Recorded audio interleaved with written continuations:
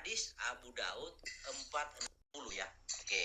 Kawan-kawan yang di live chat juga bisa lidah tak bertulang. Bisa juga buka sendiri di rumah. Belajar sendiri ya. Oke. Telah menceritakan kepada kami Ahmad bin Yunus, telah menceritakan kepada kami Saidah, telah menceritakan kepada kami Asyaib bin Washi dari Madan bin Abi Talha al-Yamuri dari Abu Darda. Ia berkata, Abu Daud berapa itu? Abu Daud berapa? 480? 460. Ya, oke, lanjut. Dia berkata, saya pernah mendengar Muhammad bersabda, tidaklah 3 orang di suatu desa atau lembah yang tidak didirikan sholat berjamaah di lingkungan mereka, melainkan setan telah menguasai mereka. Karena itu tetaplah kalian berjamaah, sholat berjamaah, karena sesungguhnya serigala itu hanya akan menerkam. Di sini sebenarnya bukan memakan, tapi menerkam, memakan kambing yang sendirian, jauh dari kawanan-kawanannya. Asyaib berkata, maksud berjamaah adalah sholat secara berjamaah. Jadi di sini Muhammad membahasakan jika Anda sholat sendirian itu akan dimangsa oleh serigala, sebab serigala hanya memangsa kambing yang sendirian. Jadi kambing yang dimaksud di sini adalah umat Islam, jangan sholat sendirian. Ya, boleh aku jelaskan? Ya. Nah, gini, kalau saya menjelaskan tentang hadis 460 itu adalah bahwasannya itu kias. Pak, mungkin biar penjelasannya runut, biarkan Pak Malikil sampai kepada gembala yang baik itu seperti apa. Jadi jangan dipotong dulu, Pak. Nanti baru Bapak boleh untuk mereaksi atau menanggapi, Pak. Silakan Bro Malikil. Oke. Jadi soal gembala yang baik, lalu Yesus membahasakan kekristenan adalah domba, itu kiasan juga. Sama seperti Muhammad membahasakan umat Islam kambing, kiasan juga. Sama posisinya.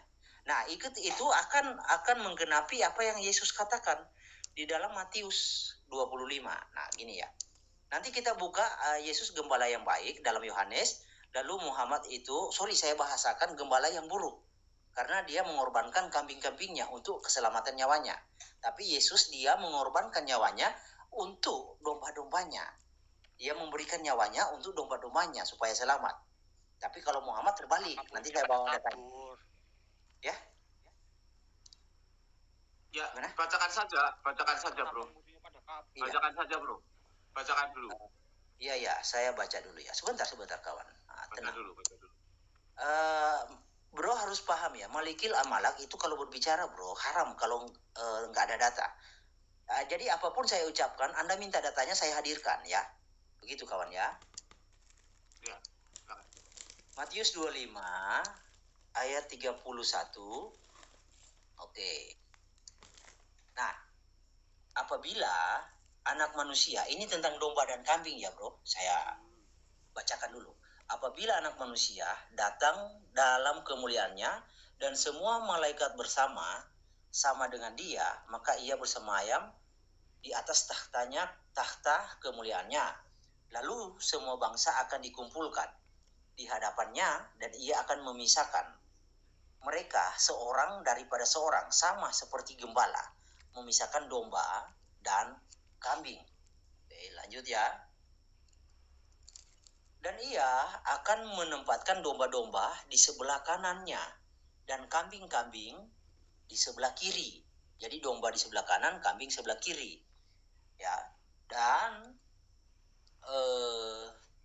raja itu akan berkata kepada mereka yang di sebelah kanan, domba ya.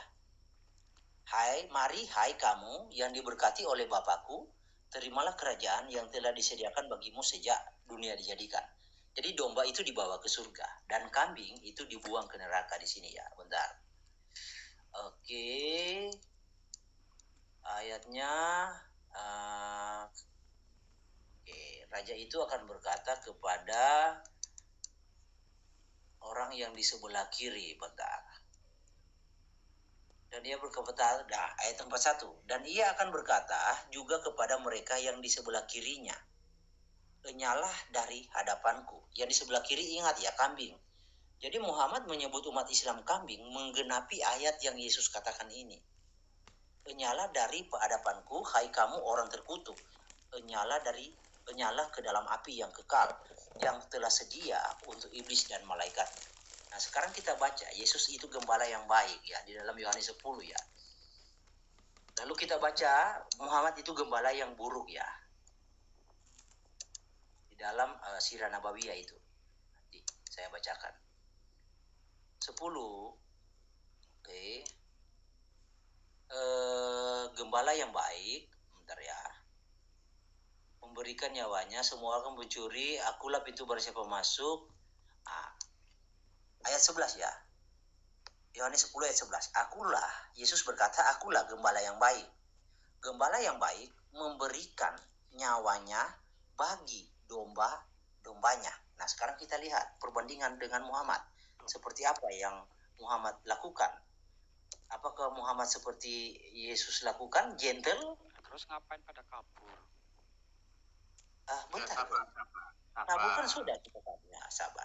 Itu sudah dinubuatkan, bro. Tanya terus. Silakan, Bro Maliki lanjut. Oke, lanjut. Pak John-nya pergi ya? Pak John-nya terlempar. Nanti saya tarik dulu. Apakah masih ada ya? Nanti saya naikkan lagi. Oke, nah kita baca ini nama kitabnya ya, bro. Ini nama kitabnya Imam Ibnu Qayyim Al-Jauziyah. Kelengkapan Tahrik Muhammad Rasulullah ya. Ini oke. Ibnu Qayyim Al-Jauziyah ya, ini bukunya. Nih. Pustakanya Al-Kautsar. Nah, oke. Kita baca di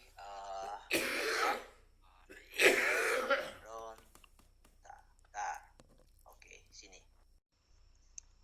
Bentar. Kita baca di sini. Oke, di sini. Oke, bagaimana?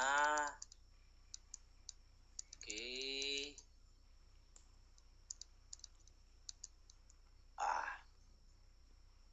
Sesungguhnya, jadi gini ya, ini ya kisahnya. Sesungguhnya Muhammad pada saat kritis dalam perang Uhud, beliau dilindungi oleh 7 orang Ansar, 7 orang sahabat Ansar, dan 2 orang Quraisy.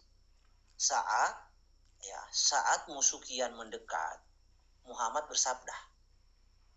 Saat musuh kian mendekat, Muhammad bersabda, barang siapa yang bisa menghalau mereka dariku, niscaya ia akan mendapatkan surga.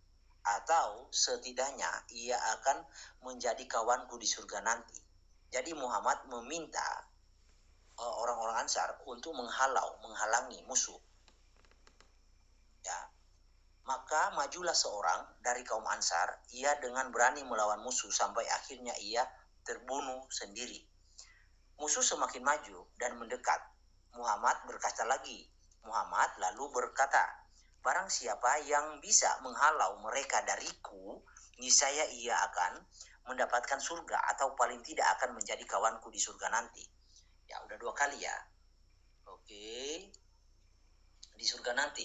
Maka majulah seorang dari kaum Ansar. Ia dengan berani melawan musuh sampai akhirnya ia terbunuh sendiri. Musuh semakin maju dan mendekat. Muhammad bersabda lagi, barang siapa yang bisa menghalau mereka dariku, niscaya ia akan mendapatkan surga atau paling tidak akan menjadi kawanku di surga nanti. Oke. Maka majulah seorang dari kaum Ansar. Ia melawan musuh dengan penuh semangat namun akhirnya ia terbunuh. Begitulah seterusnya sampai ke-7 orang Ansar tersebut tewas semuanya. Lalu Muhammad bersabda, aku tidak lagi mau memaksa sahabat-sahabatku. Disebutkan dalam Sahih. Halo. Oke. Ya. Dulu ya, aku ada urusan. Oh, siap. Biasa. Ya. Framingnya kabur-kabur, tapi kalau sudah kejedot dia yang kabur gitu. Biasa itu. Apa-apa. Ya, silakan.